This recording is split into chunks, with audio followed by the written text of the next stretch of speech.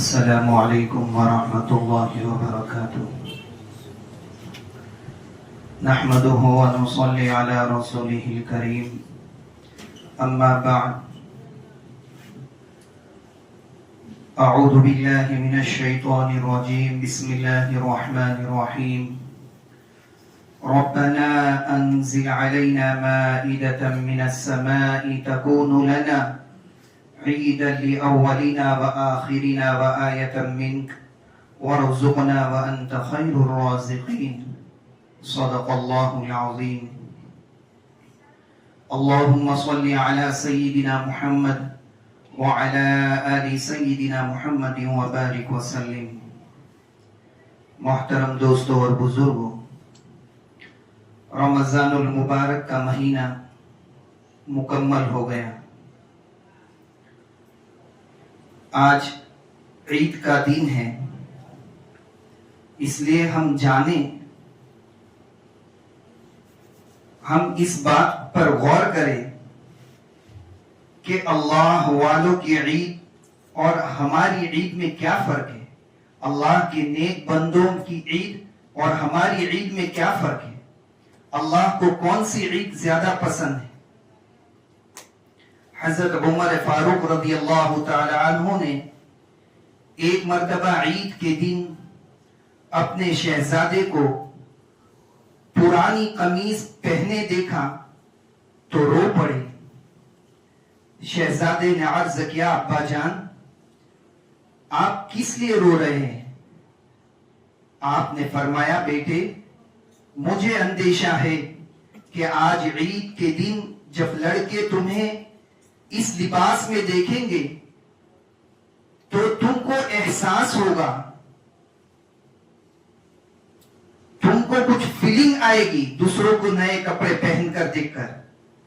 بیٹے نے جواب دیا، احساس تو اسے ہو جو رضائے الہی کو نہ پا سکا، جو اللہ کی خوشنودی کو نہ پا سکا، جو اللہ کو راضی نہ کر سکا، اسے احساس ہو.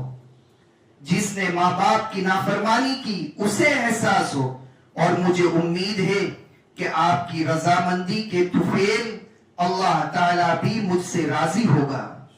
یعنی باپ راضی، والدین راضی تو اللہ بھی راضی. یہ سن کر حضرت عمر رضی اللہ عنہ رو پڑے، شہزادے کو گلے سے لگایا اور اس کے لیے دعا فرمائی. امیر المومنین حضرت عمر بن عبدالعزیز رحمت اللہ علیہ کی خدمت میں عید سے ایک دن پہلے آپ کی شہزادیاں حاضر ہوئیں اور بولی، بابا جان کل عید کے دن ہم کون سے کپڑے پہنیں گے؟ فرمایا، یہی کپڑے جو تم نے پہن رکھے ہیں انہیں آج دھو لو اور کل پہن لینا. شہزادیوں نے کہا، نہیں، آپ ہمیں نئے کپڑے بنوا دیں. عمر بن عبدالعزیز رحمت اللہ علیہ بہت بڑے بادشاہ گزرے ہیں، بہت بڑے امیر المؤمنین گزرے ہیں، ان کی بیٹیاں ہیں. آپ نے فرمایا، میری پیاری بچیوں، عید کا دن اللہ جل شانہ کی عبادت کرنے اور اس کا شکر بجا لانے کا دن ہے، نئے کپڑے پہننا ضروری نہیں. شہزادیوں نے کہا، ابا جان آپ کا فرمانا بالکل درست ہے، لیکن ہماری سہیلیاں اور دوسری لڑکیاں ہمیں تانا دیں گے کہ تم امیر المؤمنین کی لڑکیاں ہو اور وہی پرانے کپڑے پہنے ہوئے ہو. یہ کہتے ہوئے شہزادیوں کی آنکھوں میں آنسو آ گئے. ان کا رونا دیکھ کر امیر المؤمنین کی بھی آنکھوں میں آنسو آ گئے. آپ نے بیت المال کے خازن کو بلا کر فرمایا کہ مجھے 1 ماہ کی تنخواہ پیشگی دے دی جائے تاکہ میں اس سے ان بچیوں کے کپڑے تیار کروا دوں. خازن جن کے پاس خزانہ جمع رہتا ہے، خازن نے جواب دیا، حضور آپ کا حکم سر آنکھوں پر، لیکن مجھے صرف اتنی بات بتا دے، کیا آپ 1 مہینے تک زندہ رہیں گے؟ 1 مہینے کی تنخواہ پہلے مانگی ہے. تو خازن نے کہا کہ حضرت امیر المومنین کیا آپ 1 مہینے تک زندہ رہیں گے؟ آپ نے اس خازن کی بڑی تعریف کی اور فرمایا کہ واقعی تم نے بڑی عمدہ بات کہی ہے۔ آپ نے اپنے بچیوں سے فرمایا پیاری بچیوں، اللہ تعالیٰ اور رسول اللہ صلی اللہ علیہ وسلم کی رضا پر اپنی نیک خواہشات کو قربان کر دو۔ کوئی شخص اس وقت تک جنت کا مستحق نہیں بن سکتا جب تک وہ کچھ قربانی نہ دے۔ ان دونوں قصوں سے ہمیں یہ سبق، یہ درس ملا تھا کہ اجلے کپڑے پہن لینے کا نام عید نہیں۔ رنگ برنگے کپڑے پہننے بغیر بھی عید منائی جا سکتی ہے۔ اللہ اکبر۔ حضرت عمر بن عبدالعزیز رحمت اللہ علیہ کتنے بڑے خلیفہ تھے، اتنی بڑی سلطنت کے حاکم ہونے کے باوجود آپ نے کوئی رقم جمع نہ کی، تبھی تو 1 مہینے کی پہلے سے ایڈوانس مانگا۔ اور آپ کے خازن بھی کس قدر دیانتدار تھے، انہوں نے کیسے خوبصورت انداز میں پیشگی تنخواہ دینے سے انکار کیا۔ اس واقعے سے ہم سب کو عبرت حاصل کرنی چاہیے کہ کہیں ایسا نہ ہو کہ پیشگی لی ہوئی تنخواہ یا اجرت کا حق ادا کرنے سے پہلے ہی موت آ جائے اور ہمارے سر پر دنیاوی مال کا وبال رہ جائے اور خدا نہ خواستہ آخرت میں ہم پھنس جائیں۔ اللہ عز و جل کے مقبول بندوں کی ایک ایک ادا ہمارے لیے موجب عبرت ہے۔ دیکھیے حضرت غوث اعظم کی شان کس قدر عرفہ اور اعلیٰ ہے، لیکن باوجود اتنی بڑی شان ہونے کے ہمارے لیے آپ کیا چیز پیش فرماتے ہیں، سنیے اور عبرت حاصل کیجیے۔ آپ نے اس کے متعلق 2 اشعار میں فرمایا ہے، ان اشعار کا ترجمہ یہ ہے کہ لوگ کہہ رہے ہیں کل عید ہے، کل عید ہے اور سب خوش ہے، لیکن میں تو جس دن اس دنیا سے اپنا ایمان محفوظ لے کر گیا، میرے لیے تو وہی دن عید کا دن ہوگا۔ سبحان اللہ، کیا شان تقویٰ ہے، اتنی بڑی شان کہ اولیاء کرام کے سردار اور اس قدر تواضع اور انکسار، یہ سب کچھ دراصل ہمارے سبق کے لیے ہے اور ہمیں بتانا مقصود ہے کہ خبردار ایمان کے معاملے میں غفلت نہ کرنا، ایمان کے معاملے میں غفلت نہ کرنا، ہر وقت ایمان کی حفاظت کی فکر میں لگے رہنا، چاہے عید ہو یا چاہے کچھ بھی ہو۔ یہ نہیں کہ رمضان کا مہینہ ہو تو صرف نمازیں ہو، آج پورے دن چھٹی ہے، ہم اپنے کاموں سے فارغ ہیں، ایسے نہیں کہ اذان کا وقت ہو، اذان سن رہے ہو پھر بھی اپنے کاموں میں مشغول ہو، بلکہ آج تو اس سے بھی جلدی دوڑ کر آنا چاہیے اللہ کے دربار میں، کیونکہ آج تو بدلے کا دن ہے۔ کہیں ایسا نہ ہو کہ تمہاری غفلت اور گناہوں کے سبب ایمان کی دولت تمہارے ہاتھ سے نکل جائے۔ ہم میں سے کسی نے ایمان کا ٹھیکہ نہیں لے رکھا، ایمان تو تبھی بچے گا جب محنت کی جائے گی۔ محترم حضرات، سچی بات تو یہی ہے کہ عید تو دراصل ان خوش بخت مسلمانوں کے لیے ہے جنہوں نے ماہ محترم رمضان المبارک کے روزوں، نمازوں اور تراویح عبادت میں گزارا۔ رمضان کے مہینے کو نمازوں، تراویح اور عبادتوں میں گزارا۔ یہ تو عید ان کے لیے اللہ عز و جل کی طرف سے مزدوری ملنے کا دن ہے۔ اللہ تعالیٰ سے ڈرتے رہنا چاہیے کہ ہم ماہ محترم یعنی رمضان المبارک کا حق ہی ادا نہ کر سکے۔ عید کے دن لوگ حضرت عمر رضی اللہ عنہ کے گھر پر حاضر ہوئے تو کیا دیکھا کہ آپ رضی اللہ عنہ دروازہ بند کر کے زار و قطار رو رہے ہیں۔ لوگوں نے حیران ہو کر پوچھا، یا امیر المومنین، آج تو عید کا دن ہے، آج تو خوشیوں کا دن ہے، آج تو شادمانی اور مسرت کا دن ہے، یہ خوشی کی جگہ رونا کیسا ہے؟ آپ نے آنسو صاف کرتے ہوئے فرمایا کہ آج عید کا بھی دن ہے اور وعید کا بھی دن ہے. آج جس کے نماز اور روزے مقبول ہو گئے بلا شمار اس کے لیے عید کا دن ہے، لیکن آج جس کی نماز اور روزے مقبول نہیں ہوئے اس کے لیے تو آج وعید کا دن ہے. اور میں تو اس خوف سے رو رہا ہوں کہ مجھے معلوم نہیں کہ میں مقبول ہوں یا مردود. کون فرما رہے ہیں؟ حضرت عمر فاروق رضی اللہ. اور ہم کتنی خوش گمانی میں ہوتے ہیں. دو ایک وقت کی نماز پڑھ لیتے ہیں، کیا کچھ ہم اپنے آپ کو سمجھ لیتے ہیں. اللہ اکبر. ذرا سوچو وہ فاروق اعظم رضی اللہ عنہ جن کو مالک جنت تاجدار رسالت صلی اللہ علیہ وسلم نے اپنی حیات ظاہری ہی میں جنت کی بشارت عنایت فرما دی تھی، ان کا روزہ اور مقبول نہ ہو، یہ کیسے ہو سکتا ہے؟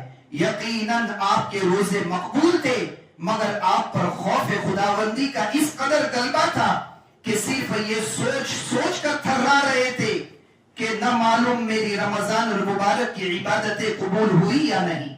سبحان اللہ. عید الفطر کی خوشی منانا جن کا حقیقی حق تھا، ان کے خوف کا تو یہ عالم ہو کہ عید کے دن پھوٹ پھوٹ کر روئے، اور ہم جیسے نکمے لوگوں کا حال یہ ہے کہ نیکی کے نون کے نقطے کا بھی کوئی پتہ نہیں، نیکی کے نون کے نقطے کو بھی نہ جانے، مگر خوش فہمی کا حال یہ ہے کہ ہم جیسا نیک اور پاسا تو شاید دنیا میں اب باقی نہیں. ہم یہ سمجھتے ہیں.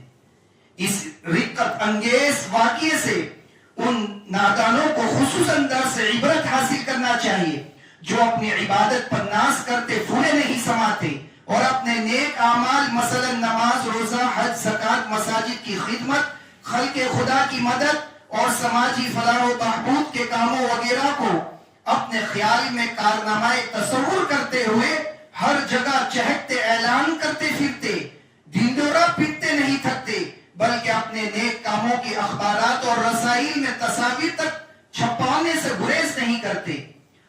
ان کا ذہن کس طرح بنایا جائے، ان کو تعمیری اور اخلاقی سوچ کس طرح فراہم کی جائے، انہیں کس طرح باور کرایا جائے کہ میرے نادان بھائیوں، اس طرح بلا ضرورت شرعی اپنی نیکیوں کا اعلان ریاکاری ہے، اور ریاکاری سراسر تباہ کاری ہے.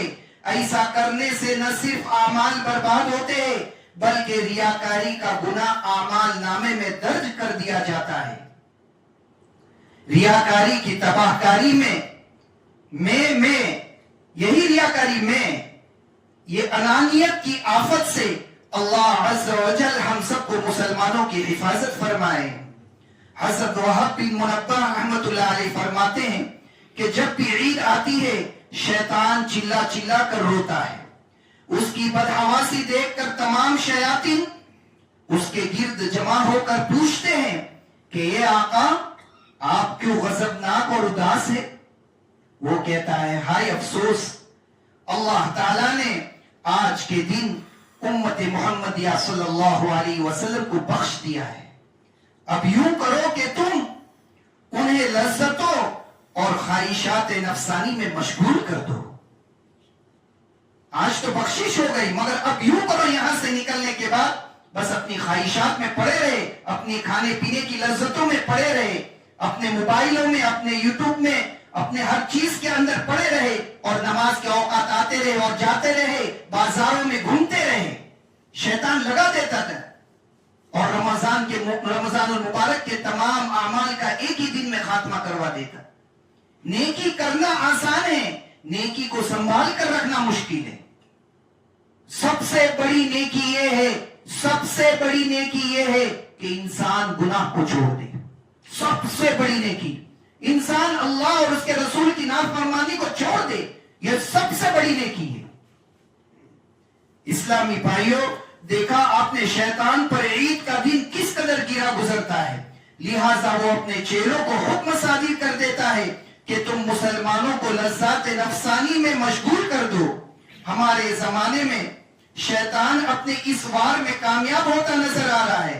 عید کی آمد پر ہونا تو یہ چاہیے تھا کہ عبادات اور حسنات کی کثرت کر کے، نیکیوں کی کثرت کر کے اللہ کا زیادہ سے زیادہ شکر ادا کیا جاتا. مگر افسوس صد افسوس، اب مسلمان عید سعید کا حقیقی مقصد ہی بھلا بیٹھے. ہائے افسوس، اب تو عید منانے کا یہ اندازہ ہو گیا ہے کہ بیہودہ قسم کی الٹی سیدھی ڈیزائن والے، بلکہ معاذ اللہ جانداروں تک کی تصاویر والے بھڑکیلے کپڑے پہنے جاتے ہیں. بے ڈھنگے میلے جمیلوں، ناچ گانوں اور فلموں ڈراموں کا اہتمام کیا جاتا ہے. اب تو وہاں جانے تک بھی پیسہ خرچ کرنے کی تکلیف نہیں کرنا، بلکہ اپنے کارخانوں میں بیٹھ کر، اپنے گھروں میں بیٹھ کر موبائل کے ذریعے موویز دیکھتے. رمضان المبارک کی کتنی محنت کی، راتوں کو جاگا، فجر کی نماز پڑھی، ظہر میں بھاگتے ہوئے آیا، عصر کی نماز پڑھی، مغرب میں بھاگتے ہوئے، تمام اعمال کا ایک ہی دن کے اندر، ایک ہی پل میں سب ضائع کر دیتا انسان. افسوس صد افسوس، ہم اب اس مبارک دن کو کس قدر غلط سمجھنے لگے ہیں.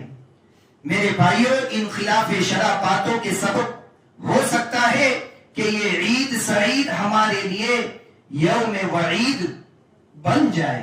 دیکھیے اللہ عز و جل نے فضول خرچوں کو قرآن پاک میں شیطان کا بھائی قرار دیا ہے. چنانچہ ارشاد ہوتا ہے وَلَا تُبَذِّرْ تَبْذِيرًا إِنَّ الْمُبَذِّرِينَ كَانُوا إِخْوَانَ الشَّيَاطِينَ وَكَانَ الشَّيْطَانُ لِرَبِّهِ كَفُورًا. اور فضول نہ اڑاؤ. کتنی محنتوں سے کمایا، اس کو سنبھال کے رکھو. ہلکا پھلکا کھانا کھا لو، کچھ سمجھ میں آئے کچھ اس سے بڑھ کر کھا لو، مگر اسے پیسوں کو سنبھالو. ایمان والو، یہ ضرورت ہے اس زمانے کی پیسہ والا ہونا. اس لیے اپنے پیسوں کی قدر کرو، اسے نہ اڑاؤ. بے شک فضول اڑانے والے شیطان کے بھائی ہیں، اور شیطان اپنے رب کا بڑا ناشکرا ہے. اللہ تعالیٰ سے دعا ہے کہ اللہ تعالیٰ ہم سب کو ان باتوں پر عمل کرنے کی توفیق عطا فرمائے. وما علینا الا البلاغ.